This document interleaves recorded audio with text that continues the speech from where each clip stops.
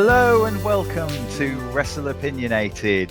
This is our weekly show all about the great shows of AEW. We are your hosts. I am Morg, and this is... Wolverine's dad, Matthew Strange. Oh, it's a new one. I like that one. It's what How's your week been? Yeah, How's good. Your week been? People are avoiding me more in public now that the hay fever's kicked in, like the corona symptoms. The stresses of being locked in are kicking in a little bit more, but otherwise solid. You know, I'm quite happy in my little weird indie computer games lock-in introvert paradise. How are you doing? Not too bad. Still plugging away at Final Fantasy VII Remake. Yeah, this whole lockdown thing makes no difference because I work. I am counted as a key worker. I don't do anything exciting. I'm, not important. Don't worry, neither are wrestlers. Apparently that's not true, but more on that shortly. So yeah, it doesn't really affect me because I generally just stay at home anyway. And with the release of Final Fantasy VII, it's just been a case of being stuck at home. Yeah, so, you're like me. Yeah, just go back in. Can't wait for this to be over so I can walk outside and then go back in my house again. Yep, that sounds perfectly legitimate. Right, so this might be your first show. If it's not, you'll have to bear with us, but we try and mix it up each week. If it's your first show, we have a tier system, which is how we rank matches and shows. And Mr. Strange will now explain that tier system to you. Okay, so obviously it's becoming quite well known on YouTube now and in other areas. It's obviously based from the Japanese school system, which got then included into animes and various computer games. We generally only start at a D, and then we work up through to an S for Super.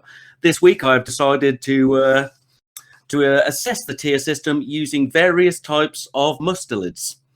So obviously in D we have the Stoat. It's just a shit weasel. Everybody is disappointed. It could be better. In C we have your average good match. Nothing mind-blowing, but you're happy to see it. So I've gone with the Eurasian Badger. A hardy, long-lasting, but standard high quality of Mustelid. In B we have Weasels. They are smarter than your average Mustelid. They've got that edge on survival. There's a little bit more than the average, but we're not going into the superb section. In A, you have something that stands out fantastically in one area, be it wrestling or character. I have gone for one of my personal favourite Mustelids, the Wolverine, an animal that actively will drop from trees to attack bears, including polar bears and grizzlies. And S tier, you have got the ultimate in a match. We're talking a good character, good setup, intelligently done. I know what everybody's thinking. It's going to be the Honey Badger. Incredibly overrated. The S tier Mustelid is, of course, the Otter. One of the most intelligent, vicious, and most powerful Mustelids there are. So there we are. That's my tier list for this week. Well, yes, I wasn't expecting that. On a side note, we have had a message from a friend who has asked us to put forward some ideas of matches that we would consider in each of the tiers, just to give an idea, specifically for matches. So I was going to do my matches as Shawn Michaels matches. But because they're matches people might know, but trying to find a D-level Shawn Michaels match is not easy, and certainly not finding one that you might. I'm sure there is one on a random episode of Raw. I found one for you. I researched the worst Shawn Michaels match. Oh, okay. So at D, we have, over to Mr. Strange, Shawn Michaels versus Ricky Martel at SummerSlam 92. It had a stupid stipulation of no face blows that went out the window. It had a double count out from them just slapping each other outside the ring, and it's the only Shawn Michaels match Meltzer gave less than 1 star to. Ah, there we go. So, do you have a D-level match that people may know of, or? I've written "see later" review. Okay, for a C Shawn Michaels match, for me, pretty much any standard Shawn Michaels match that you can find on Raw and SmackDown. They're probably going to start verging on a B, just because. But mainly, you just go and watch a standard television show Shawn Michaels match. That's going to get you your C. We've done very similar here. I put down pretty much any Cody match, the 3-star ring general as he was known. Pretty much watch any Cody match. His promo game might be ring stuff is good, solid, very rarely utterly blows my mind. There are exceptions, but most Cody matches just a C, good, enjoyable. So then in B class, I decided to go with Hulk Hogan versus Shawn Michaels. This one is just so over the top. It is not going to break any barriers on the actual work. It's just very solid, very good. Shawn oversells, which gives it that little bit of extra, which is one of the things you're looking for in a B match. That little something, I think, that gives it that extra something to make it over a C. It's not a great character match. It's not a bad character match. It's not up there at the next level. What did you go for B? I actually went for a very relevant one from the show we're doing today. I did Chuck versus Kip. As it's relevant, it's there, and I had a great time watching that match, but it wasn't super relevant. The wrestling wasn't utterly mind-blowing. It was just enjoyable. We got to see a bunch of different character stuff that put it just over the average for me. And then for an A match, for me, I have gone with Shawn Michaels versus Ric Flair, the Ric Flair retirement match. Because Rick couldn't quite as much as he used to, Shawn still made him look fantastic. It's still brilliant, but it wasn't that pinnacle of excellent, fantastic, over-the-top, amazing wrestling. It was just good, solid wrestling. Certainly, definitely A-class, A-class wrestling. It gets into that A category, definitely, though, due to the brilliant storytelling in the whole thing, and that is what pushes it, that sort of one-sided, to push it into A-class. For you? I thought about this one for quite a while, for Kenny versus Pac at All Out. I'd never seen Pac wrestle before that match.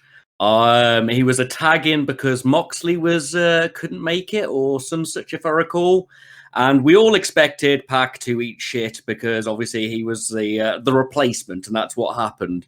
And I spent that entire match. We were at yours, in fact, weren't we? And I was just like, oh, who is this dwarven king spinny man? The character work taught me who he was. The wrestling was phenomenal. There was a surprise ending because nobody expected Pac to win, which led into a storyline. It's one of the best matches I think AEWs have had. So A for that for me. Yep. And then finally, we move into our S-class match. And for me, because I've stuck with Shawn Michaels, it is going to be, and I think I've referenced this before, the match, or there's two matches, and I know some people say one is better than two, other people say two is better than one. I personally just put them both in the same place. It is the two WrestleMania Undertaker versus Shawn Michaels matches. I think they're both equally as good for different reasons. They have phenomenal wrestling. An amazing story is told throughout them. Brilliant character work. They are quintessentially, I believe, the best. I always lump them as one match because because number two is the continuation of the number one story. It is the best match of all time, in my opinion. Of all time, bold. I believe that not much touches it. I mean, you've got a better history of wrestling with me. If I was to go outside of AEW, I'd probably gush over Penta versus the Black Lotus Triad, but I think I've gushed about that match enough. I suppose it's my S now, isn't it? Yeah, so what did you choose for an S? I went with, obviously, AEW again to keep in theme, and recent, I went with Kenny and Hangman versus the Bucks. We had build-up to story, relevant character acting, a fucking phenomenal match. All the things I like, over-the-top moments, a disgusting spot fest for spot monkeys, but with a load of heart and like a hanging on at the end, a little bit of will they, won't they. For such a short running promotion thus far, it's definitely one of the best character-driven story matches without including the ludicrously good wrestling. I to be honest, I was pretty sure that was going to be one of your picks, because that match was phenomenal. So we'd have more variety if I hadn't binned all my notes after we do them. Maybe I should become one of these people who keeps notes on computers, but I'm a pad and pen man.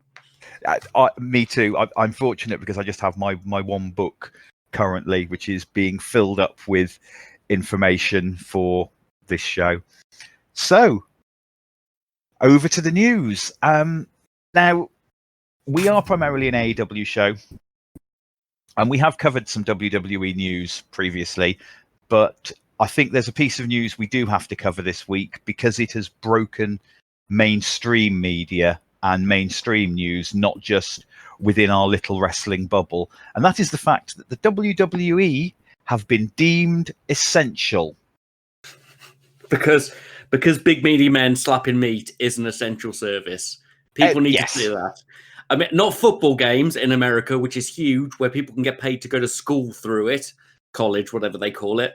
Not hockey or anything like that. No, professional wrestling is essential.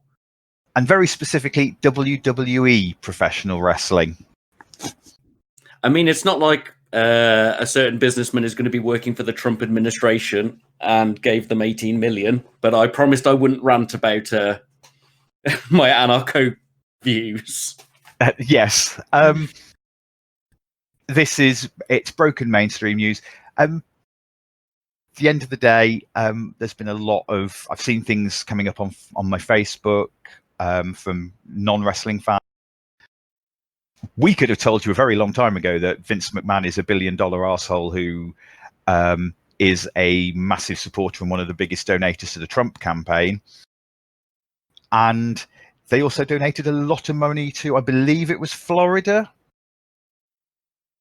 where they're filming. Yeah, I believe, but yeah, a lot of money's donated there. On the plus side, our AEW-based news is AEW. Go on. A lot of free wrestlers available for AEW in the future. Yeah. Once again, not gonna lay on this one. Not gonna go into the negativity. There's enough of that on the internet. But with a lot of free talent currently available, people have been saying, well, could AEW use them all? Could they afford them all, etc.? Remember earlier in the year, AEW said they were looking at a second show, that it would be nice to have, say, a bunch of talent that were being kept out of the game intentionally available for that. And Shad Khan could buy WWE like several times over himself. He's got big money. Big money. Yeah. And he hasn't just blown a load of it on an XFL that's just folded. Anyway, the good news is AEW, I believe, are taped until May. Yeah, apparently so. One of the reasons, and this is where I wanted to move towards AEW, is one of the reasons that Vince has been worried about. The reason he's been deemed essential for live shows, that he's been pushing for it, is that he doesn't want to violate his TV deals, where he's only allowed to show so many taped shows. I heard a thing yesterday that has suggested that Fox Network, and I can't remember the other network, I think it's USA Network that Raw is on, Fox Network, are actually quite happy, and they're not going to pick him up on it anyway, which is actually unsurprising. So he probably could have just got away with it, but he was being careful of not breaching his TV deals. AEW, on the other hand, TNT are completely happy with what AEW are doing. They don't mind the fact that they're showing tape shows. They're very happy with Dynamite and its ratings, etc. currently. So that's the good news for AEW, and I believe they are taped up until Double or Nothing. Apparently so. It's almost like the rest of like the media world is actually quite morally dealing with this plague. unlike other people, where I will not rant. So I think that's the end of our news this week. Yeah, news is quite short, but that's because everybody's in lockdown still. Yes, I'm sure we will start to get some bits of news coming up soon. In say 30 or 90 days, we might be getting some rumours of some new news in AEW. So from that, it's over to our Twitter of the week. Oh, Mr. Strange will tell you who is a good person for you to follow on Twitter. I have decided in my little researches, because I'm actually learning Twitter as I go with this. It was my assigned job as the man who has zero technological skills. So if you see any, shall we say, snarky posts on the internet, that's me typing. Morg is not the sweary man who posts on our Twitter. I have gone with Hikaru Shida, one of those blessed people that you would hate if they weren't so lovely. If you wish to see the story of a Japanese woman making her way in Japan, in America, of course she made her way in Japan, look at Hikaru Shida. She is, one, really good at English, which is obviously often a problem with interacting with foreign or following foreign stars. She is like some kind of weird ultra nerd. Loads of people who are largely into wrestling tend to take either a Bible Belt or a nerd standpoint. There's a reason it's called redneck anime. And Hikaru Shida is exactly what you want if you're that nerd follower. She does cosplay if you're into that. She's forever talking about Makai, and she's in Makai, and she's been doing watch throughs with the Makai, which is essentially sort of extra choreographed Soul Calibur wrestling in cosplay, like fighting such. Like, she plays all of those Nintendo games that you people love. Just, all of those basic things from, is it Animal Crossing or something that's popular now, to Street Fighter. She dresses up as Street Fighter characters. There's a video on there at the moment of her copying Chun-Li's kicks, and it's real good. She's forever training, playing computer games, singing, playing the piano, making her own costumes, infinitely positive, which is something we honestly need in the current lockdown time. This, as I said, she's one of those people you'd hate if they weren't so lovely. You know what I mean? Oh, so you can sing, you're in shape, you're good at computer games, you work out, you play the piano. God, I'd love to punch you or have your life. But just add that on the end. I swear I'm a happy person deep down. I promise you. Follow Shida. She is lovely and not as difficult to follow as a lot of the other Japanese stars, shall we say. Matthew Strange in Love Joshi Shock again. Let me tell you about these Japanese women. I'm ready. I have certainly becoming a big fan of Shida, I have to say, and I'm unsurprisingly, it's another great Japanese women's wrestler who's come over to the West, and I am absolutely thinking is amazing. I'm going to sit you down and show you a whole Stardom show at some point. We have to begin with NJPW because that's the best in pay-per-views. He says on this AEW-based podcast, but then we'll move on to Stardom, and you can watch high-velocity Japanese women injuring each other. This sounds amazing. Right, so from there, it is time for our review of the week. And this week, going to be a bit different. Well, I suppose a little similar to last week, because Being the Elite had matches on, but it did not just have matches on. There were 3 parts to Being the Elite. So much wrestling. So much wrestling. This business has somehow boomed from coronavirus.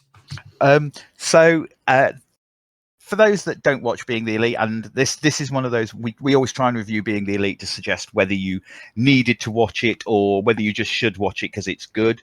I think overall, again, a good Being the Elite, and what they're leading into, I think is going to be a must watch for next week. Oh yeah, definitely. So they are in the Young Bucks compound. where they have a ring and they have matches. So first, Matt Hardy comes out, and it was Matt Hardy who explained the rules of a squash match. And then we had our squash match, which I thought was brilliant. Sorry, I'm already laughing. Which was SCU versus Team High Risk in a squash match. SCU won with the Doomsday device. What did you think of the match, and what score did you give it? Well, I believe I said this when we reviewed WrestleMania, that I will always pop for a Doomsday device. And the fact that a squash match must end with apparently a finisher done by a tag team renowned for, slightly dangerous finishers, shall we say, or injuring people in the ring, made me laugh. I'm loving this new little indie tag team whose name I have forgotten mid-rant. Team High Risk. That's the Badger. I always give squash matches a D, and I don't feel it deserves a D because it's on Being the Elite. It's not on a wrestling show. So I gave it a C. It was a meta squash match, which I love. I would watch the shit out of a meta wrestling show. So I gave it a C, but also a D because I had a good time. It was a good match, but it was short, and I love a Doomsday device. But it's also a squash match, so C for Being the Elite, but D if it was on a real wrestling show. Okay, yep. It's a weird one. And then after that, we had Peter Avalon versus Brandon Cutler versus Scorpio Sky in a triple threat match, which Scorpio Sky wins by pinning both Avalon and Cutler to carry on this storyline about them both being losers with the same amount of losses. What did you think of the match, and what score did you give it?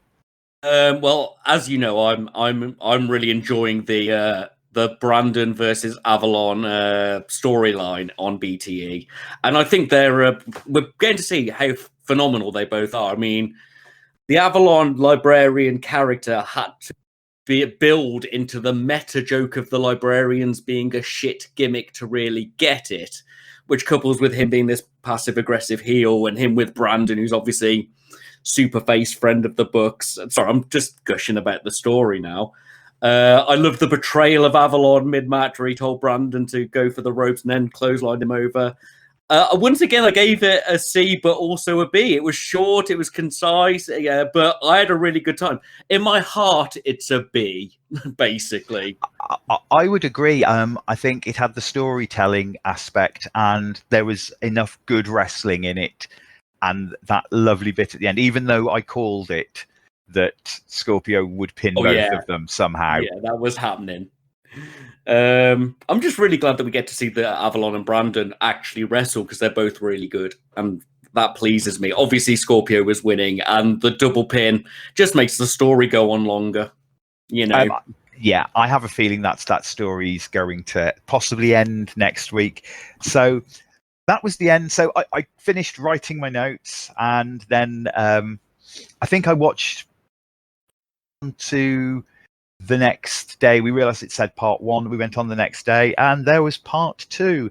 And part 2 opened again with Matt Hardy explaining the rules of an under the limit battle royale.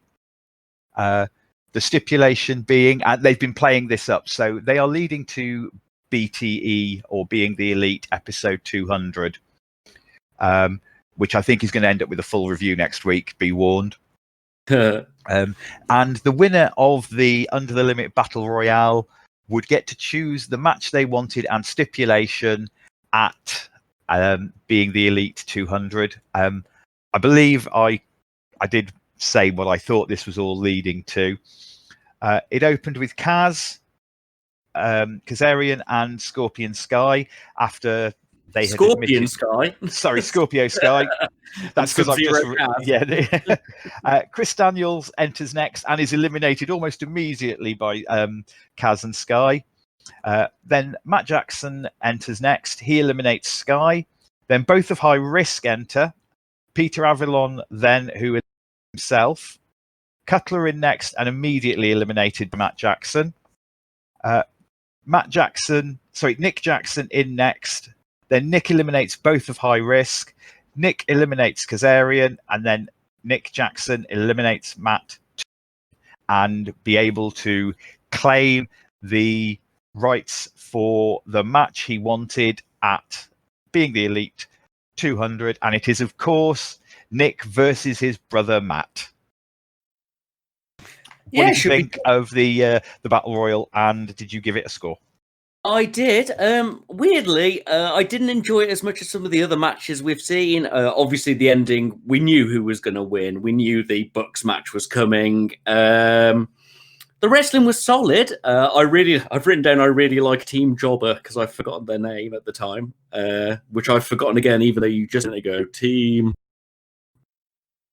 No, it's gone. It was Team High Risk. That's the badger. I'm really going to have to learn this name, especially as I'm guessing they're going to be on actual show afterwards. I enjoyed the meta jokes. I enjoyed the commentary. Nick Jackson coming down and going to play basketball and stuff seemed a bit weird as the camera followed him, but I did enjoy the NBA Jam references. I gave it a C. It wasn't the most mind-blowing of the small BTE matches we've had, but I had a good time with it. And obviously, Christopher Daniels' Ultimate Dad got kicked out because that was too much dad power in a ring at once. That's why they only wrestle 2 at a time and very rarely in trips. But yes, good. Not amazing, but good. It was obviously more transitional to what we're going to get next week, I assume. Yeah. So then I wasn't expecting it, but we had Being the Elite Part 3, which didn't have matches, so I'm not going to score it. Just very quickly, it was very amusing. I really enjoyed it. Very over-the-top, meta, Uber WrestleMania style promo, interviewing both of the brothers and Matt doing things like redoing the bits to work out how important this match was. I really enjoyed this week's Being the Elite. I thought all 3 parts really kept me entertained. They made me laugh, which is what I want from Being the Elite. And I enjoyed the wrestling. Yeah, it's been hilarious and brilliant. That last big promo, as I've just called it, made me laugh. Like Cody playing with toys and just go, then he's going to super kick him. Oh, then yes. He'll super kick him. Little moments like Matt Hardy doing it in and out of character. Yeah, brilliant time. I had a phenomenal time watching, every BTE this week. They've put a lot of effort in for us in these times. So, fair play to them. And if they ever listen, thank you guys. It's been good. Please listen to my podcast. I pretend I have children. So then we move on to Dark, and Dark was just one match this week. Billy Gunn faced off against Sean Spears. I'm guessing you loved it because of your shameful love of Sean Spears. Actually, I didn't find it was the best match that we've seen on Dark. I expected, my first 2 notes are, this should be awesome, and this is going to be the happiest match, because Billy Gunn just always looks so phenomenally happy to be wrestling. Like, he is filled with joy, and the same reason why I love Sean Spears. Just that cheeky, happy-looking expression, even when he's doing his heel work. It was slow. The character work was solid.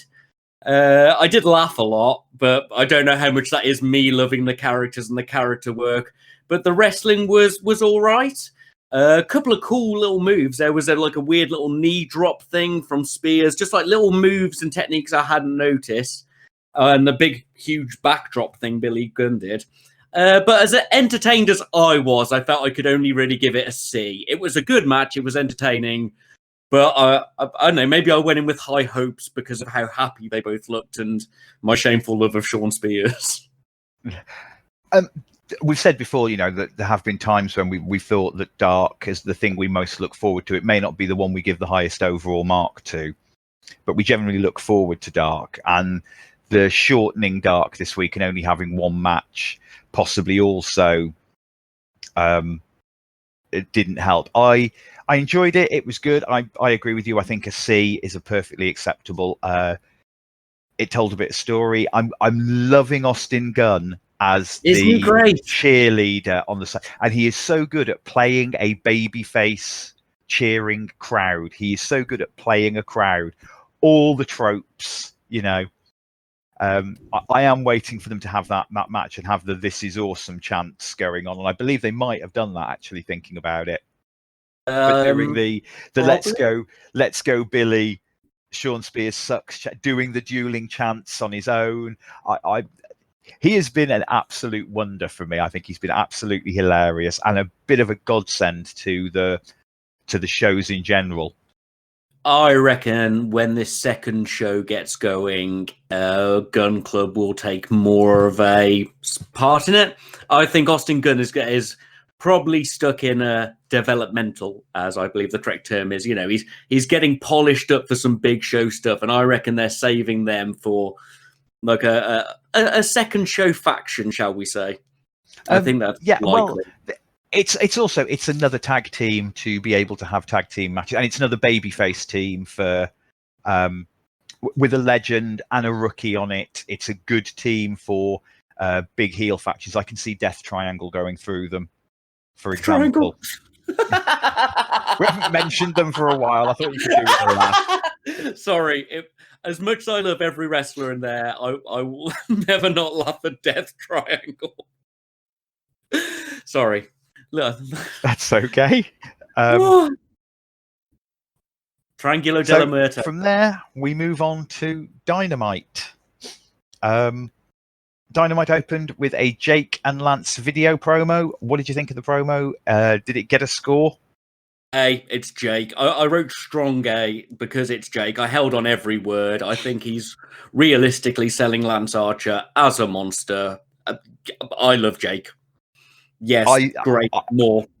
I thought this was one of the best the promos he's done recently. This one was just that classic Jake the Snake not shouting promo, that quiet menace, and I think that he's doing a great job of putting Lance Archer over.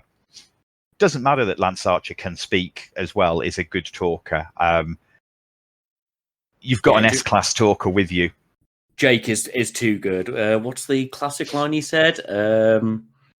When a strong man, if a strong man speaks, he only has to speak quietly and people listen. Something like that. I'm butchering that sentence, but yeah, his deliberate sort of slow style, wonderful, especially coupled with the machine that is beautiful lips and Lance Archer. So we have Shivani. Oh God, I can't say it now. Shivone. This is Shivone. This is because Jericho has stopped me being able to say it. And Jericho, again on commentary, there was then a Colt Cabana video promo, which I thought was acceptable. It did what it needed to do. And solid. Colt Cabana versus Lance Archer, and Archer wins with the blackout. What did you think of the match, and what score did you give it? Okay, so I obviously know where Lance Archer came from, being in Suzuki-gun in NJPW. And what Suzuki-gun, which is Minoru Suzuki's stable of mega heels, do in every match is chin random staff members and beat up young lions. So the fact that every time Lance Archer comes down to the ring and just punches a random shows me that he's still got that dedication to where he's come from in his heart. You know what I mean? It's like... you're a WWE man. Andrade doing the Tranquilo for Naito. I appreciate the connection to where he's come from. It had a strong pace, Colt being Colt. I believe Lance is a powerhouse. Unlike most of my squash match issues where they go, and now, big mega guy fighting some chump. Watching how Lance fights named characters and them still getting moves in, he is a powerhouse, and I'm loving it. Him laughing off a couple of the punches looked a bit too no-selly for me. I think he could have at least gone with the momentum a bit more, but that's my only real criticism. I loved both men in the ring. I love Colt's shitty distraction comedy, wind up your opponent moves. I love Lance and his finisher. Yeah, I gave it a B. It was a good match. I had a really good time. So moving on from there, we had a Britt Baker promo, just which was quite brief. What's the syringe for, Britt? What's the syringe for? Or who? I thought she was going to use it. And then after that, we had Cassandra Golden versus Britt Baker, and Britt Baker won. And it was short.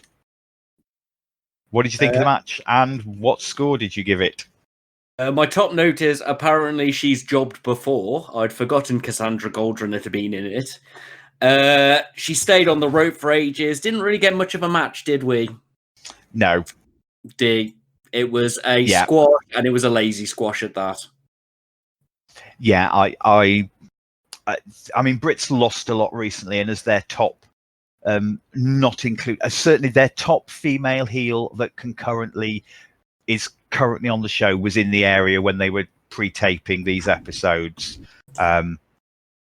Obviously, Nia is their top heel, but it doesn't matter that we haven't seen Nia for a while. That doesn't bother me because it makes the belt a bit more special when it's not about too much. Yeah, I expected it to I'd get love to say more about it, but there wasn't enough. There wasn't even enough in the squash match for me to get angry about. Yes. After that, we had a Double or Nothing video promo. I think the only interesting news on that is that we've decided we're going to do a very safe online watch of Double or Nothing together live, and then we'll report back to you all who listen to the show on it. The big ones are apparently our best ones. So, ding. After that, it was the Bubbly Bunch, an Inner Circle promo. What did you think of this? Once again, I had a great time. Anything you let Jericho go with. Ortiz as teddies. I mean, obviously there is kids teddies, but the fact it was like, these are your teddies. Jake made me laugh with his, what was that? Yeah, they were getting his kids to cover his ears so he could say he was going to beat the shit out of him.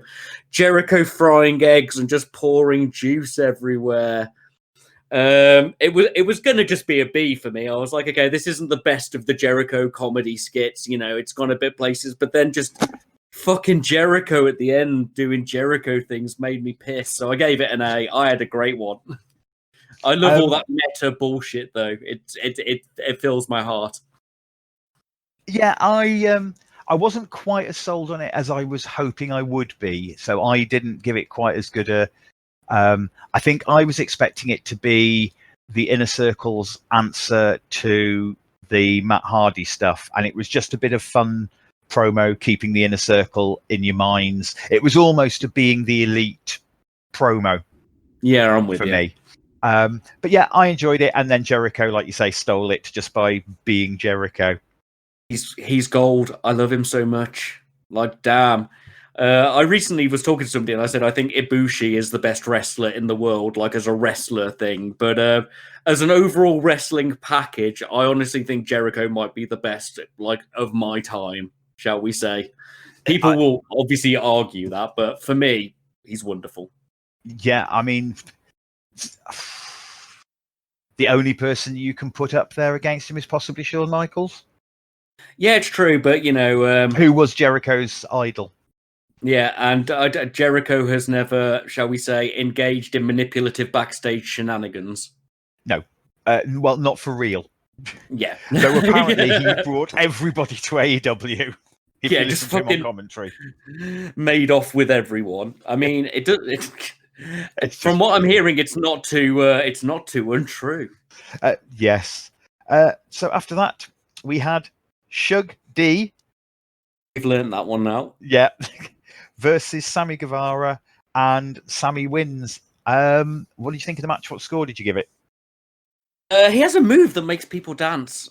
I mean, yeah. I like to criticize. I like the comedy bullshit, as I think is becoming fairly aware. But I do take anything that happens as canon fact. Because that's how it's presented. We discussed this with the WWE Cinematic Universe, and me when Matt Hardy appeared, going, "He can teleport. That's real." So yes, Sugar D has. Keeps going to say Suge because that's how it's written down. He has a move that made people dance. Wasn't the most exciting match. I mean, I've just written fine, nothing special. Like, I didn't get angry enough about it to write down a list of negatives. More on that later. And I, wasn't so overjoyed I could pass different comments on it. And we got to see Vigilante Derby at the end, and Vigilante Derby is best Derby. So I gave it a C. It was all right. It filled the time. I didn't complain about it, but I hype up about.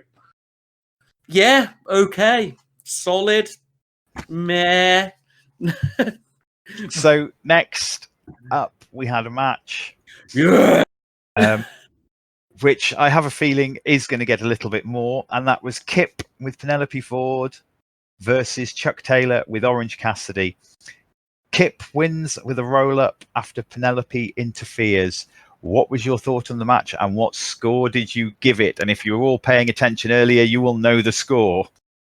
So I've obviously been ranting about people about Chuck Taylor for a while, and he's not really had a good showing in AEW. And I don't mean that in a win-loss way. I mean he's just not been the most exciting person in his matches, which is difficult when you're coupled with Trent, who can really fucking wrestle, and OC, who's probably got the best gimmick in modern wrestling: do nothing, get paid, have a few high moments.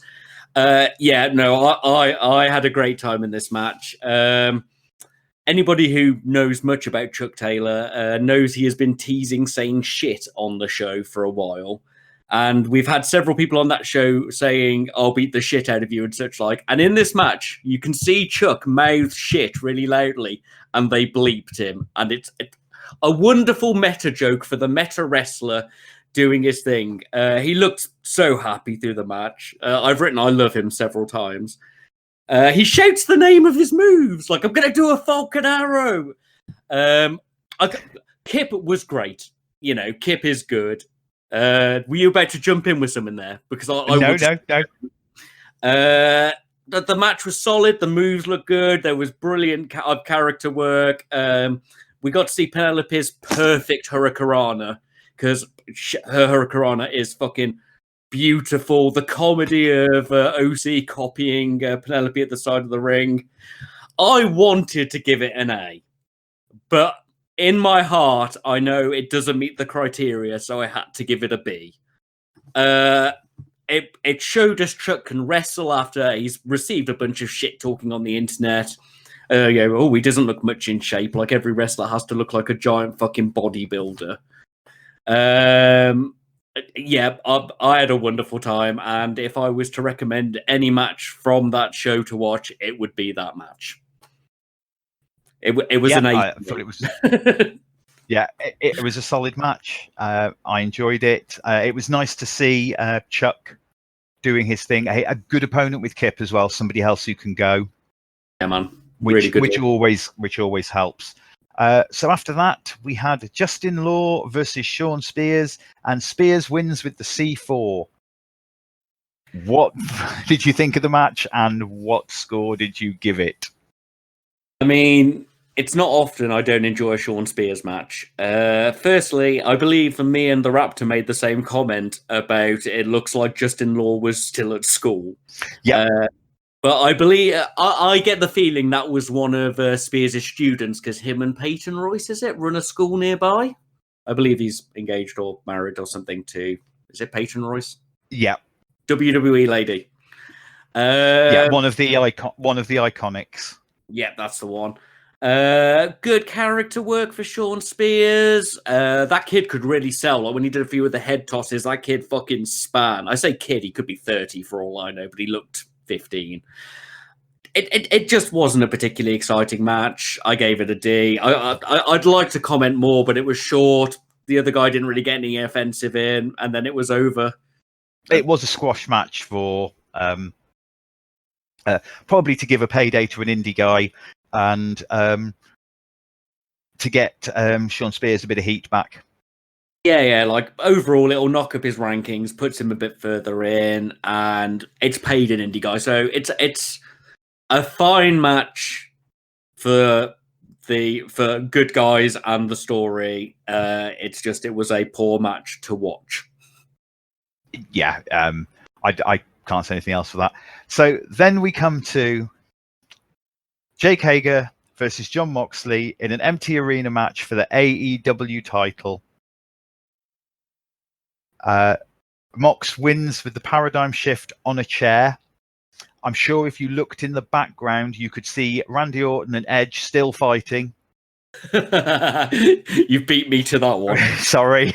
Some say that match is still going on today. Some say.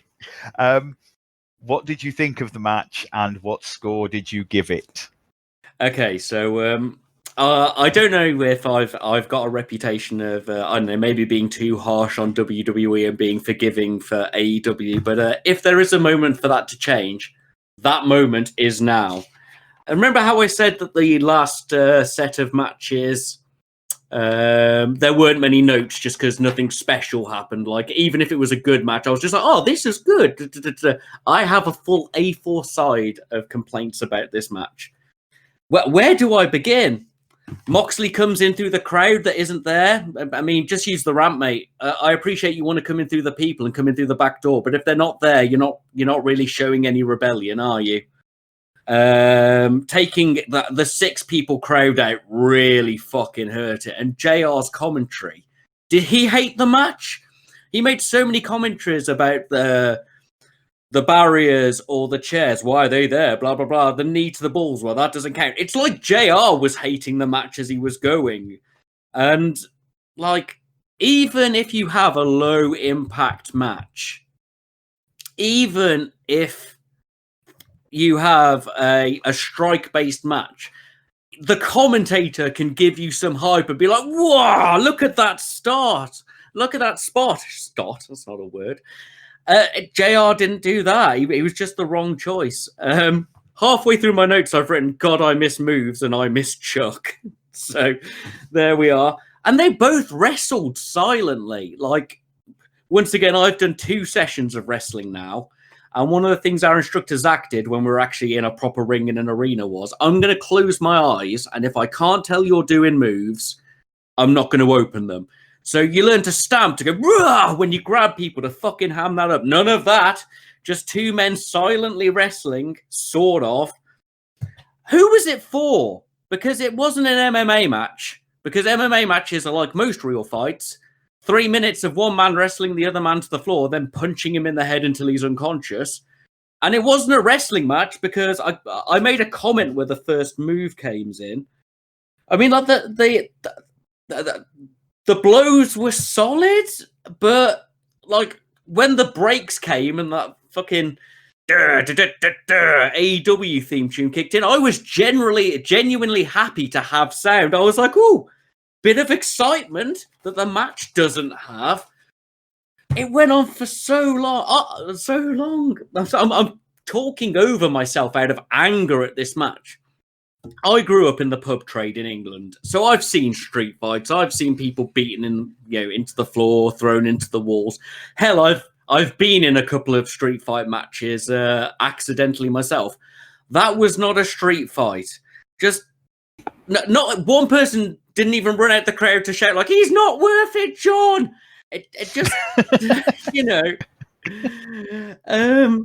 JR even said, the pace of this has been dangerously deliberate. No, JR, it's been slow. That was a fucking slow match. I've written a power bomb with an exclamation mark at one point, with the comment afterwards of break instantly.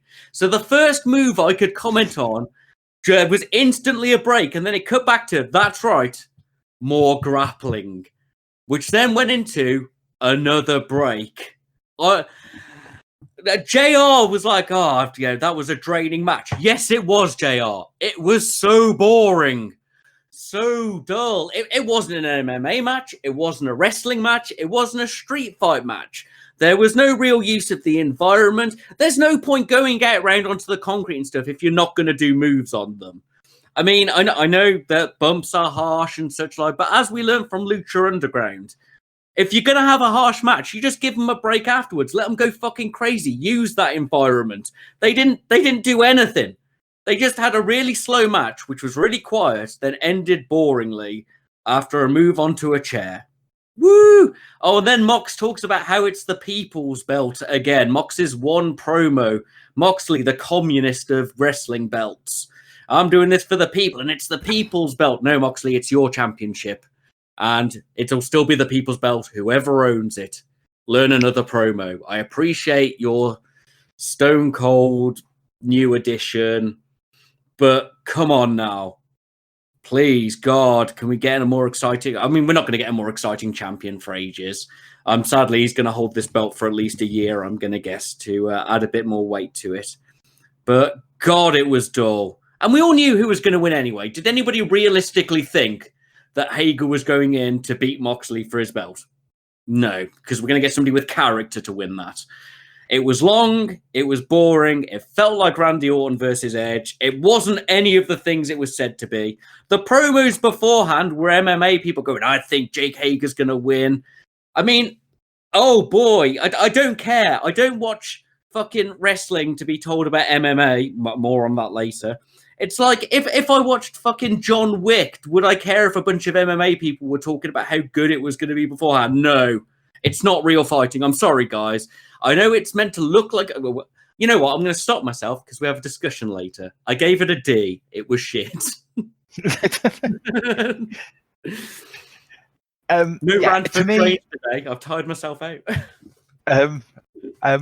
To me, it was It almost felt like they didn't watch WrestleMania, and I know that's obviously a weird thing to say, but Edge Randy Orton went too long in the same kind of match. All the really good matches were the ones that they didn't have a crowd, they didn't have other wrestlers there being a crowd for them, they didn't have Austin Gunn, the one-man wrestling crowd, that I think is going to be his new nickname on the show.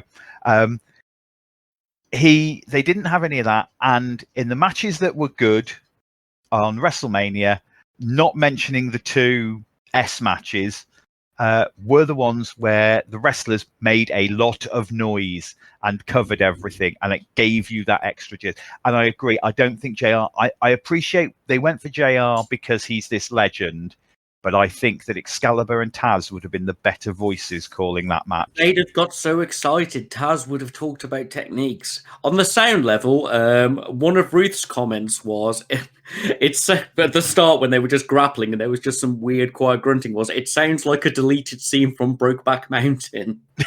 Oh dear. Oh dear. It was just really weird, just so quiet, just occasionally like, and I was like, is this meant to hype me? With JR going, well, this is slow. Why is there a barrier there? I don't know, JR. It's meant to be wrestling. Where are your friends that make you fun? Isn't it time to retire? So, from one rant... Oh, sorry. Yes, before that, what was your overall score for... it is our lowest ranking Dynamite yet. I gave it a D. Most of the matches were squashes. Most of the stuff was slow and boring. And the two highlights were not enough to save the rest of it, I'm afraid. Yeah, I think that was overall, especially with the fucking 30-minute slow motion ending, just really dragged it down. I gave it a D. Like, I would say watch these two matches as opposed to watch the whole show. Yeah. I'd say watch Being the Elite this week. Yeah, definitely. And the Chuck match. Yeah. I love it. And I think Being the Elite next week is going to be phenomenal as well. It's going to kick some fucking ass. I'm ready. Matt already put up a picture of his shoes with pins on the bottom that he used in the last one. Quick point I would like to point out. Currently, we are 2 for 2 on our predictions of who was going over in the TNT Championship.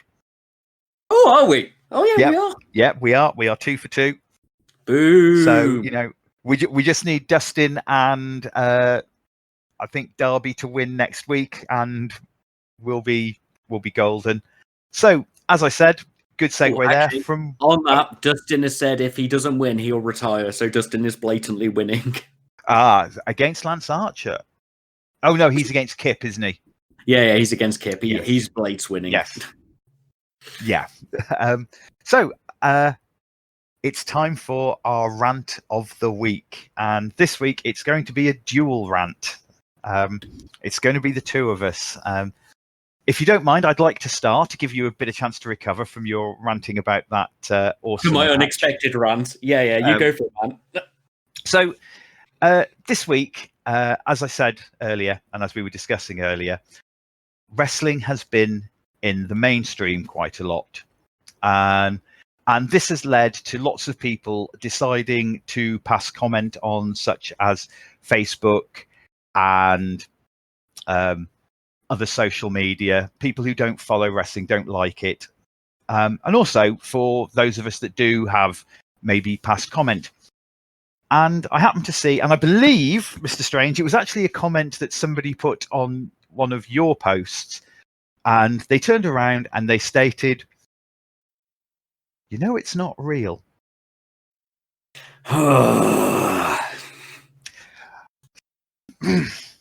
My God, really? Oh, because I've spent the last 30 odd years thinking that, yeah, there's an undead zombie guy who actually comes back to life regularly. Oh, I honestly believe that Kane was the guy that set fire to everybody who came into a ring, and can control pyros just by putting his hands up and down. Oh, I was so sure that Stone Cold Steve Austin really did beat up his boss and still got paid every week. Yes, wrestling is not real. But having said that, wrestling is real. Go and tell that to all the wrestlers with broken ankles, broken teeth, busted jaws. Go and tell it to Mick Foley with his with his tooth coming out of his nose after he went off the top of the Hell in a Cell cage. No. It is a worked story. It is an entertaining show. It is combat entertainment. It is male soap opera. And I feel really sorry for all these people that turn around and say, oh, well, you know, it's not real. You are aware that Game of Thrones isn't real, but it doesn't stop you enjoying that. Or are you the kind of idiots that actually used to walk down the street and follow soap opera stars yelling abuse at them because their character did something despicable on the television show? No, it's not real. It is a story-driven combat. It is, as much as we like things like NJPW and AEW that try and make wins-loss count and try and keep the sporting edge, it is a show about entertainment. In the same show that we like that has to keep its sporting edge, Matt Hardy teleported and controlled fire. Matt Hardy can teleport. This is true. I also saw another comment on another friend's where somebody turned around and said, oh, well, you know, now they can't admit their sport, and they've been trying to admit their sport for years. No, dickhead, they haven't actually. Vince McMahon has spent the last 20 odd years trying his best to prove that wrestling is not a sport and is entertainment. So over to you, Mr. Strange. Do you have anything to add on this particular? Oh, I'm always ready to add more. I mean, Vince McMahon, you know, did a famous speech where he specifically told people it wasn't real. That was the Vince McMahon speech. As once again back into my many famous stories of both times I've been wrestling. I've sessions. I've done nothing more than collar and elbow tie-ups, some rolls, a large selection of rolls, and some corner turnbuckle work. After the second session, I pulled something between my neck and my shoulder so bad that I haven't worked out since it through the entire Corona thing, and the hospital gave me diazepam. I'd never been on diazepam, so I had a wonderful time, but but that was from rolling. And it's exactly what you say. If somebody goes, "Oh, wrestling isn't real," just go, "Star Wars isn't real." But the difference is, the big difference between Game of Thrones and Star Wars is you watch that cool sword fighting scene in any Game of Thrones. I didn't really watch Game of Thrones. Do you think that was all one take with them actually hitting each other? Because wrestling is choreographed stuntman work, basically. That guy is picking up that other dude and slamming him into that mat. And that wrestling floor is not as soft as you'd think it is. It is, having now assembled a wrestling ring, 5 steel girders crossed over, a rack of wooden floorboards, 2 layers of carpet insulation, and then a ring apron. That is not as soft as you'd think it is. That is, it genuinely hurts to roll on that shit. Also, the absolute best response, which is I actually got from Joey Ryan on Twitter. If somebody says it's not real, is really? So you're telling me you can't pull a man so hard he runs? Because is there any move as ludicrous as the Irish whip? I'm a fairly strong guy. Like, I'm not an outstandingly strong guy. I would say I'm above the average on the street male because I do a large, reasonable selection of weights. I can't pull a man so hard he runs. We know that Mega Nicholas from LARP, the super hench dude who's built like a fuck. Well, he is a bodybuilder, fucking ripped. He couldn't pull a man so hard he ran. If he pulled me on one arm and then pushed me in the back, probably take a few steps, but I doubt very much I'd gain enough velocity to run into a set of wrapped up cables and then bounce back. Feeling the need to tell people it isn't real, it's just fucking childish need to put down other people's stuff. It's like, did you know Star Wars didn't take place in a galaxy long, long ago? It's not a documentary. No, it's not even a fucking TV show about wrestling. It's a TV show about a TV show about wrestling. That's what wrestling is. Otherwise, we wouldn't see behind the scenes. We wouldn't see a bunch of fucking random other stuff. The only thing I will counter that is exceptionally real, which is a CM Punk quote for you, little fanboy over there, is steel chairs. And he's like, I've never understood the concept of fake chairs. If you can sit in it and it works as a chair and it does all the functions a chair should do, how is it a fake chair? I just don't understand. I think it's elitism. Whereas one of my theatre friends, theatric friends, not my theatre friends, I am the least theatric person I know, and I don't understand theatre, described wrestling as like the most Brechtian thing you can watch. It's the most self-aware parody of what it is at the same time. Heroes come out and act like heroes, dressed as heroes, and fight supervillains, basically. I mean, arguably we're reaching an age of more complex characters now, but sorry, I went over you. Go. But we're also reaching an age of more complex characters and have been for a long time in superheroes, in comics, and wrestling. I have for a long time said, and it just goes slightly off topic, how wrestling is not the biggest thing in the world at the moment, considering how big superheroes are with the MCU and the many TV shows. I really don't know. I think it's because Vince McMahon doesn't know how to book baby faces anymore. But yes, wrestling is still real to us. God damn it. It's real, god damn it. Wrestling is real, kayfabe is fake. There you go. Yeah. So that's the end of our rant.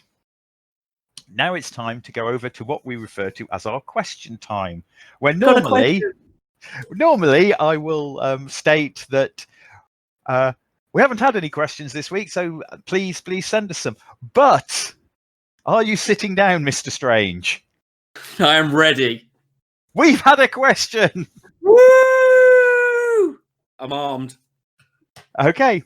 Hey guys, would love to hear your thoughts on the career of Ronda Rousey in WWE, her hiatus and recent comments where she moaned about the fucking ungrateful fans. I only heard a few good things about her initial run, and then a thing about the crowd booing her and it getting weird since then. Would be great to know more details about her time in WWE and potential future, etc. Loving the show, Jeff Hardy fanboy. Well, thank you, Jeff Hardy fanboy, for being our first question. Did you write this question, you Jeff Hardy fanboy? No, this was not me. It's a different Jeff Hardy I'm not fanboy. that big a Jeff Hardy fanboy. Oh, okay. We have another. I assumed it would be. I always kind of preferred Matt. Oh, fair. Ronda Rousey's WWE career. Do you know much about this? Because I know you've been away from WWE for a long time. I don't know much about what actually happened. I have had a little bit of a look into her since, especially as she's had a bit of a kick-off on Twitter lately. I think my opinion on MMA fighters being sold as the new hot thing in wrestling is becoming quite apparent, shall we say? Well, she's one of the situations where that kind of disproved your theory. She came in and she was brilliant. She was really good. She came in with a lot of pomp. She came in as a babyface. They did her first appearance with The Rock at WrestleMania, which was incredibly well done, where The Rock has an argument in the ring with Stephanie, and Triple H is there, and The Rock and Stephanie are going at it, and the Rock's kind of like an aisle, and Stephanie sort of steps up and kind of goes, what? You'll hit a woman? You'll do that? You'll hit a woman? At which point The Rock walks out, and you've already seen Ronda in the crowd earlier. The Rock walks out the ring, goes to walk away, walks around the ring, and then stops, looks at Ronda Rousey. Crowd goes ballistic. Rock gets back in the ring. I have here a lady that can has no issues in hitting a woman. So they brought Ronda in. She worked really hard. Like a lot of guys, see, Jake Hager is a guy who went wrestling to MMA. He was obviously an amateur wrestler beforehand, which is why he is actually a good wrestler when allowed to, much like Kurt Angle. You know, that the basic skill is there. Ronda had it. She had the basic skill. She put on some great matches. She was a great babyface. She had a great match with Triple H. She was tagged with Kurt Angle versus Triple H and Stephanie. Stephanie finally got her comeuppance after all these years of never getting her comeuppance, no matter what. She then moved on. She won the Women's Championship. And then she came out one day, and she was a babyface, and she was booed by the crowd. I don't know whether she faced off against the wrong person, whether it was somebody like Becky, and she wasn't ready for the crowd. She didn't know how to deal with that crowd in the way that John Cena has always dealt with it, or even Roman Reigns, the babyface who gets booed. Just ride it out. Yeah, you could tell she was a little bit shaken, and she didn't quite get it. We know that she has sort of like issues with that kind of thing, but they turned her heel, or she started doing much more heelish things. They turned her heel. She cut brilliant heel promos. Her promo game wasn't brilliant at first, but it was mainly a nerves thing, not an inability to talk. And she did a lot of work with Paul Heyman, and her promo game picked up because working with Paul Heyman, yeah, man, you're working with Paul Heyman, one of the greatest promos there is. She was I believe she was big mates with Roddy Piper as well, because that's why she's Rowdy Ronda Rousey, and the leather jacket she wore to the ring is apparently, or was Roddy Piper's, the first one that she wore, given to her by him. And then she lost to Becky at WrestleMania. She put Becky over clean and took some time away. And then recently I hear that she's tweeted about how WWE fans are moronic, which... she's been shit-talking everyone on Twitter by the look of it. And I don't know how much of it is, in the words of, famous Hulk Hogan, don't work yourself into a shoot, brother. But yeah, no, she's been shit-talking the industry, saying wrestlers can't fight and they wouldn't last in the MMA world.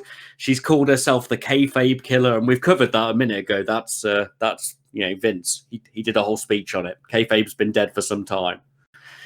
I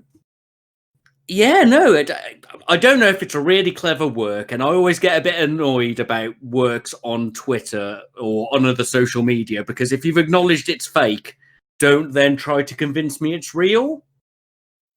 A good shoot promo, and I know I mention him a lot. Is it CM Punk time? It is. The pipe bomb promo. I remember being at work, and I had a friend, Stu, who was another wrestling fan, who just turned around and said, I've just read something online. We have got to watch Raw tonight. When you get in, you've got to watch Raw. Something happens with CM Punk. And I went home, watched it, and was like, well, he had a match. And he has a match. And it's like, well, that was all right. And then he came out, and the pipe bomb promo. And that worked shoot broke the internet and shot him to Yeah. the stars. A good worked shoot. And if she is just doing a worked shoot, and this is because I've heard rumor that this isn't setting up for a return, but if it is, and she's going to come back as a heel with Shayna Baszler and the other two from the Four Horsewomen, whose names I can't remember, and the Four Horsewomen of MMA, who a friend of mine did once refer to as Ronda Rousey and three other girls. Oof. And they're just setting to go against the WWE's Four Horsewomen. Maybe at Survivor Series, they'll clean everything up and we'll have Becky, Charlotte, Bayley, and Sasha all on the same page, and we can have the Four Horsewomen versus the Four Horsewomen at something which might be their next chance to have a big name pay-per-view. I like meta jokes. I like meta wrestling. I like the meta-ness of things. And I'm okay with work shoots. But why shoot work, whatever, whichever fucking way around it is. But why do it on Twitter? If this is set up for the story, then, you know, I wouldn't expect fucking Keanu Reeves to be like, oh, someone's just killed my dog today. You know? Yes. I'm down with the meta jokes. I'm down with Chucky T saying, God, I hope I don't ever get in a fight and throw lame-ass forearms.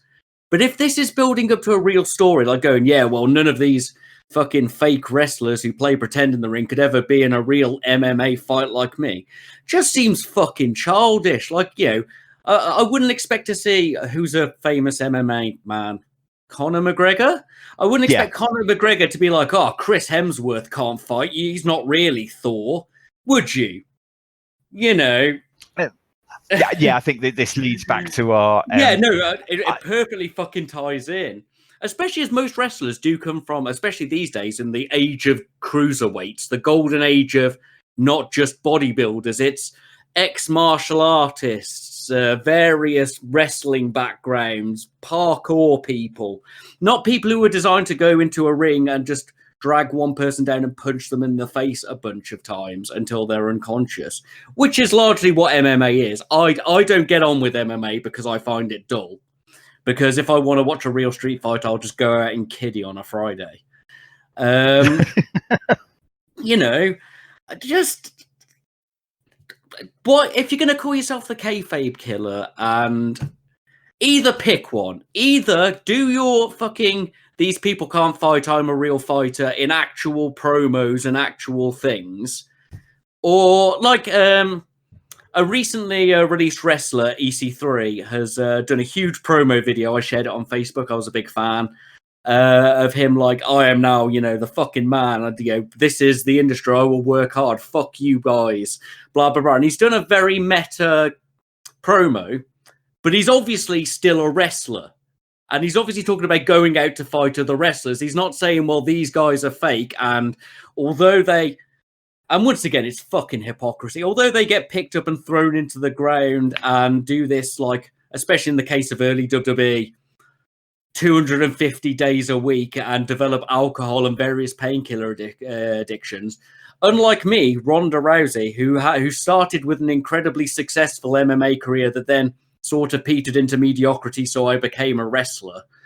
Because where I don't have to real fight. You know, I'm now going to shit talk them all, but just pick one. You can't, if it is a work shoot, you can't be the kayfabe killer and shit talk people about not being real fighters.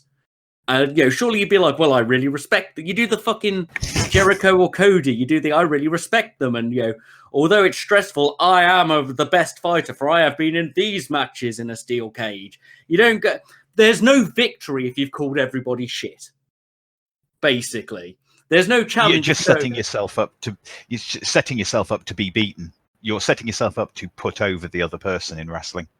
Yeah, exactly. If I was Teal Piper, I'd be really fucked off right about now. Just saying. So yeah, that's our thoughts on Ronda Rousey's WWE career and what we think about her Twitter. If you would like to get in touch, you have a question, something you'd like us to discuss, something you'd like us to rant about, though this week has been a very ranty week, One rant played into the other. You can contact us. We are WrestleOP1 on Twitter, Wrestle Opinionated, all one word, at gmail.com, and we are WrestleOP on Facebook. Now, we are going to move away from ranting and questions, and we're going to work to this week's discussion, and I will let you lead into this, Mr. Strange. Oh, so once again, we've a bunch of free wrestlers now, a bunch of different talent as due to a variety of reasons we're not hugely addressing, but suddenly become available. And amongst this is a legend of wrestling, one we have all been a fan of a variety of points in his career, I would say. And from what I understand from WWE fans who are more in touch with the modern project, had a disappointing retirement match. So we've had a think, and our discussion today is, if Kurt Angle were to show up in AEW and have a retirement match, who would his best opponent be? Do you want to lead on this one? Do you want to open? So I'm going to go with the obvious start off. Yep. We're doing Kurt Angle's retirement match, which to me suggests... Do you think he should win or not? Because I'm a fan of go out on your back. No, I mean, he went out on his back for Baron Corbin. Yep. And I am very much in agreement with that. He's an old school guy. I mean, a lot of people want him to win his last retirement match, and People will always want that. They always do. Yeah, I wouldn't necessarily have an issue with Kurt Angle retiring with an undefeated retirement if they played it in advance. But I'd like to see a full story. I want to see him pulled out of retirement to have his retirement match. And if you're telling a story, so I've got a couple of choices, but this is what I'm going to say is this is my primary pick.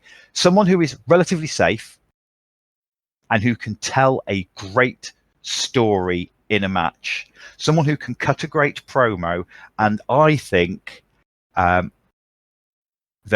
either way, whether win or lose for Kurt, though I would rather see Kurt lose, I think Kurt Angle, who comes from this wrestling background, he is the wrestling machine.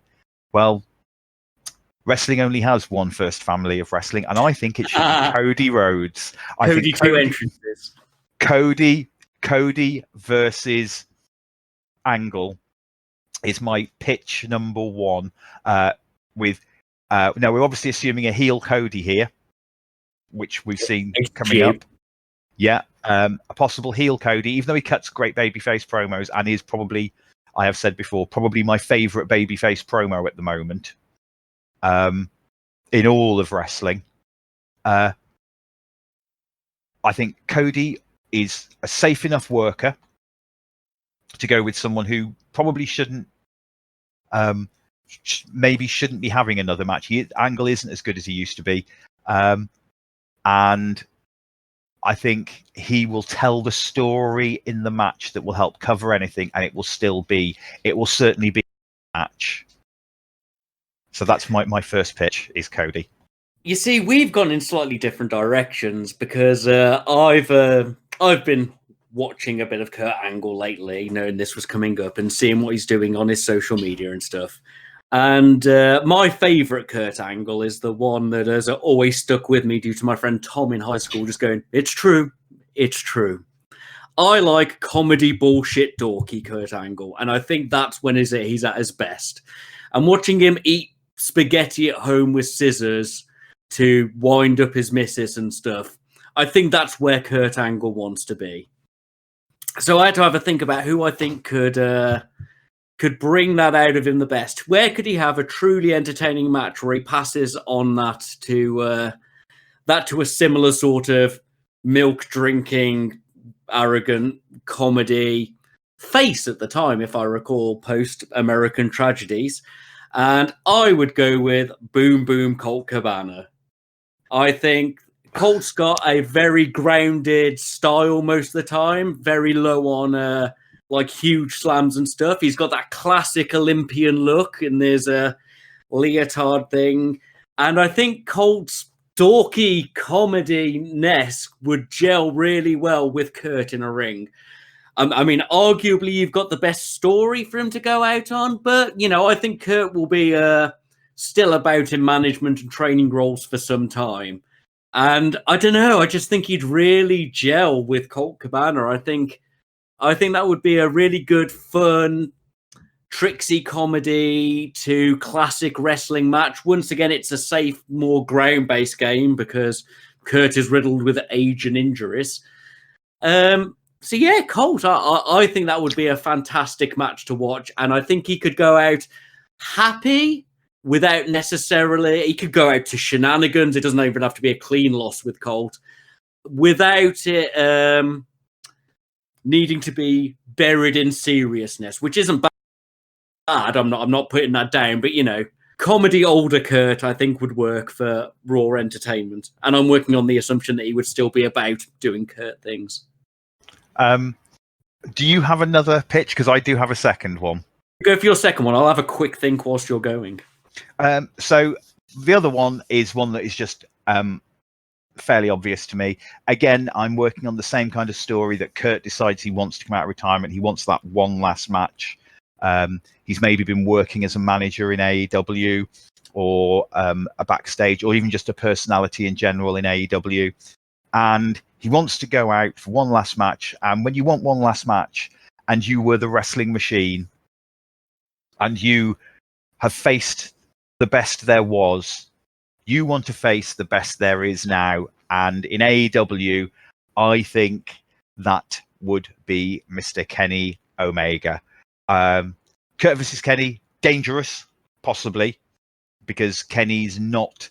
He's not known for injuring people, don't get me wrong, but he's certainly a much harder hitting wrestler, a lot more strike based. But I also think Kenny is such a great wrestler and such a great ring general that he could have a phenomenal match, lead Kurt if needed to be led. Not that I think Kurt needs to be led mentally through a match, but physically to do some really dangerous looking high spots. And Kenny is the one I would possibly say Kurt should possibly win, although because I don't think Kenny could be hurt if they build Kurt up properly as the wrestling machine, and you have Kenny going, well, I want to have my chance against Kurt as well on the flip side. So you've got Kurt chasing Kenny and Kenny going, well, okay, I'll give you the match because I want to have the match against Kurt Angle, this legend. Kenny, I think, could eat the loss without it hurting Kenny and still come out looking phenomenal. So, yeah, that's my second and I think almost obvious pick. It almost has a dream match style quality to it. I'd be worried about the shift in pace. Like, I could see the Cody one, but, Kenny is well renowned for these super speed things. And I don't know, I think I'd be worried for Kurt. He is very safe, as you say, but... I don't know. You've won me over, I think, too well with your Cody argument. That's fair. I do have a second one. I've had a quick think whilst you've been going, and I was thinking about somebody who can do a selection of different things, who is known enough to tell the story, who is safe, a lot of grounded, well-paced games, and who I have a shameful love of.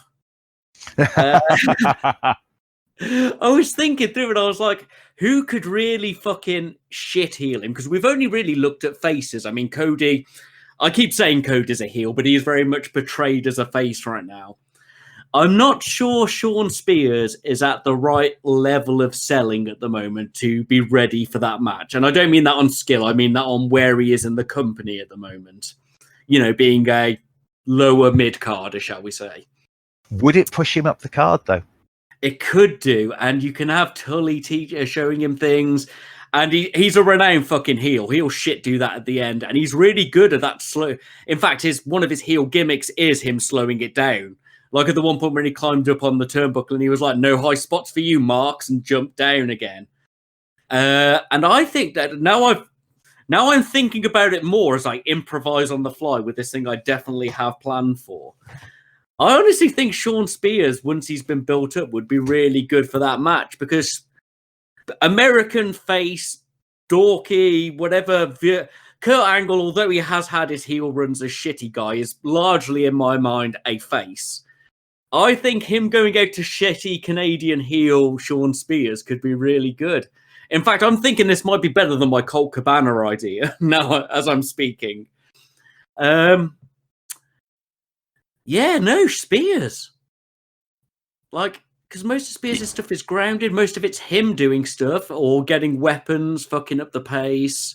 He's got an old manager who is the generation before Kurt Angle, obviously. So you've got old age and treachery and youth and enthusiasm. Even though Sean Spears is like, mid-30s, probably near 40s. Young for a wrestler, weirdly. Should I change? What do you think? Do you think I'm better? My argument is better with Colt or with Spears? So I liked Colt. I can see that. But as soon as you said Spears and the more you've talked about it, the more I'm seeing a very similar to my Cody storyline. Yeah, exactly. Spears is very safe as well. His moveset is quite safe. I think this week's discussion. I think this week's discussion, you might have won with your on-the-fly choice because it would give Sean Spears that elevation to the next level that I think he should have got by beating Cody. Yeah, I don't think for the draft. I don't think Cody should have beaten him in that first outing. Yeah, they threw that too early. I know they were going through that era of Cody overcoming things to build him as a massive babyface, but I think a Sean Spears dodgy win should have happened. And I think here, yes, Baron Corbin has been crowing about how he retired Kurt Angle at WrestleMania, and Sean Spears could do the same. And you could even kick it off with Sean Spears unveiling his new tag team partner. Oh, Kurt Angle. Yeah. All right, okay, you've improved my booking. And they just instantly betrays him, which is so Sean Spears. Oh, yeah. And let's get us on AEW. I pulled him out of retirement. Yeah, so there you have it for our AEW Kurt Angle retirement match. Fix the Baron Corbin thing. We have chosen Sean Spears to be the man to retire AJ Styles. Kurt Angle, Undertaker's already done that. Hell. To retire Kurt Angle is Sean Spears. My favourite thing about that was we both came in with our first argument so strong that my second argument became your first argument, just with a different wrestler. Yep. I think you can either do exactly the same story or you've got that because he's been looking for a tag team partner. Has been. Mate, we need to apply to Tony Khan. Yeah. By the way, we've written this. You just need to hire Kurt Angle. You'll only need him for a very short period of time. It's true. It's true. You can drink milk. It's damn true. So that was the best Kurt. Sorry. I liked Badass. One of my all-time favorite promos is Kurt Angle and John Cena. And John Cena's, Cena was the Doctor of Thugonomics. And Kurt Angle's playing dorky face Kurt, and he's doing raps and, purposefully wearing his hat wrong. And then John Cena goes, "You did not just say that, I'll," and Kurt Angle just snaps out of the dork, turns, looks and goes, "You're what?" And amazing. It plays with that superhero things. I can play the dork, but I am a wrestling machine. You're what? You're what? So yeah, Kurt Angle is very much one of my all-time favorites. I believe that wraps it up for another week of AEW and another week of Wrestle Opinionated. Very emotional in this one. There was a lot more improvisation. Like, my notes kind of got fucking discarded mid-angry rant at one And there was a lot more ranting. So please remember, follow us, like, share, subscribe. You can listen to Wrestle Opinionated, all one word, Wrestle Opinionated, on Spotify and Anchor.fm. We are Wrestle Space Opinionated on YouTube. I would like to say thanks to Anchor.fm for hosting the podcast. Over to you, Mr. Strange. Thank you very much to Jeff Hardy fan for your question. Hopefully we answered it significantly correctly. I don't know why I threw the word significantly in there. Anyway, if you please could send in more questions. We enjoy having subjects to talk about. Gets us going on a tangent we're not fully expected for. And as you've just seen with our Sean Spears booking, that's where we're best at. Thank you very much for listening. Do give us a share, subscribe, smash that like button, all the other things that a hyperactive 12-year-old would say at the end of their YouTube video. Thank you for listening. Strange out. So, all that left now is for me to say thank you very much, goodbye, and good night.